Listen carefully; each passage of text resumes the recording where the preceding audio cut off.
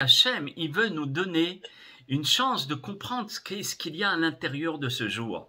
Il y a une profusion incroyable par rapport à tout Bishvat.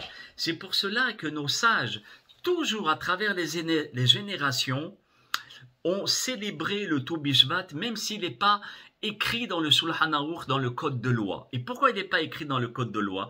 De façon à donner une souplesse à l'égard de ce jour. Vous voyez, c'est pas comme par exemple Pessah, où il y a des règles, des lois, la matzah, pas de chametz, tel truc, par rapport à Shabbat, par rapport à Hanouka, il faut avoir une Hanouka, de l'huile d'olive, c'est possible.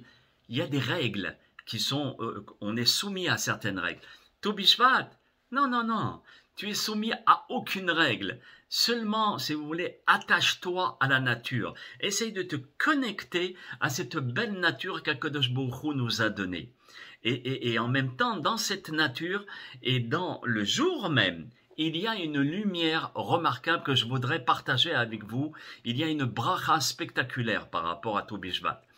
Comme tous les kabbalistes, beaucoup de kabbalistes, et c'est pour cela qu'on voit bien que ce sont les élèves du Harizal qui étaient tous des kabbalistes, dont leur maître c'était le maître de la Kabbalah en 1500, à Tzfat, qui a instauré tout Bishvat pour tout le peuple d'Israël.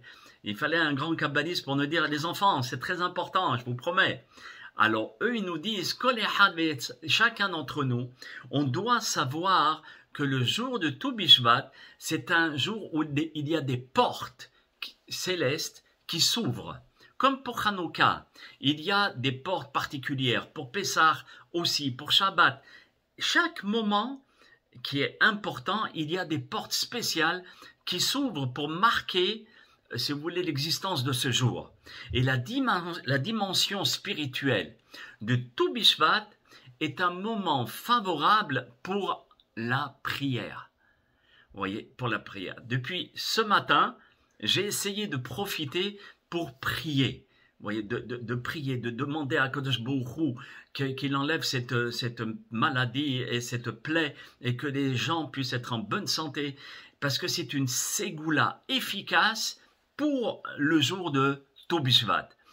Et il est mentionné aussi dans le livre des ségoulotes de Katamar Ifrah à la page 198 là-bas où il est dit c'est un jour favorable pour faire monter toutes les prières et qu'il faut en profiter pour demander la guérison. C'est pour ça c'est bien qu'avant le cours on m'avait demandé la bracha etc de telle et telle personne parce que ce jour-là les portes sont ouvertes pour la prière. Le Ben Ish Hai même, le Rabbi Yosef Haïm de Bagdad qui était un géant dans la Kabbalah, il dit c'est un jour propice pour demander et tout ce que tu as besoin. Un bon conjoint, avoir des enfants si on n'en a pas, et si on en a, de prier pour qu'ils puissent être équilibrés, sages, réussir dans la vie.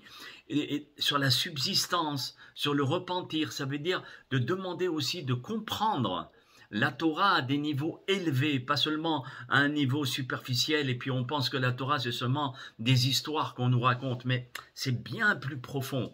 Et il y a un tas de secrets qui sont cachés, enfouis dans la Torah, vous voyez, et de demander ce jour-là d'avoir accès à cette connaissance, et de demander aussi le Mashiach, ça veut dire c'est le jour où il faut demander.